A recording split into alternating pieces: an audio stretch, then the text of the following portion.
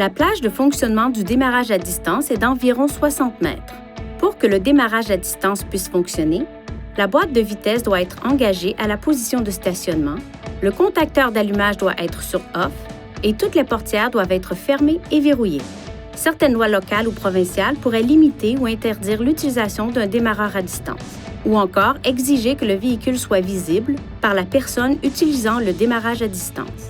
Consultez la réglementation locale. Pour démarrer le véhicule à distance, appuyez sur le bouton de verrouillage de la télécommande. Dans les 5 secondes qui suivent, appuyez sur le bouton « Démarrage du moteur » et maintenez-le enfoncé pendant au moins 2 secondes. Le moteur se met en marche, les feux de stationnement s'allument et le système de chauffage et climatisation automatique commence à réchauffer ou à refroidir le véhicule en fonction de la température extérieure, de la température dans le véhicule et du dernier mode utilisé. Pendant cette période, l'affichage et les commandes de climatisation et de chauffage ne pourront pas être utilisés tant que le contacteur d'allumage n'aura pas été activé. Le moteur fonctionne alors pendant 10 minutes avant de s'arrêter.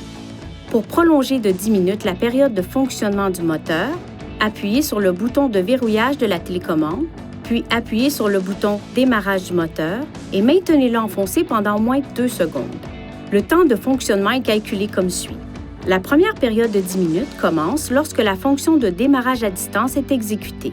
La période additionnelle de 10 minutes commence immédiatement après que la fonction de démarrage à distance est exécutée une seconde fois. Par exemple, si le moteur fonctionne depuis 5 minutes et que vous prolongez la période du démarrage à distance, le moteur fonctionnera pendant une durée totale de 15 minutes.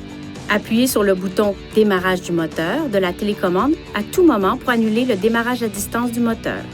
Après 2 démarrages à distance, le contacteur d'allumage doit être désactivé puis réactivé avant de pouvoir utiliser de nouveau la fonction de démarrage à distance.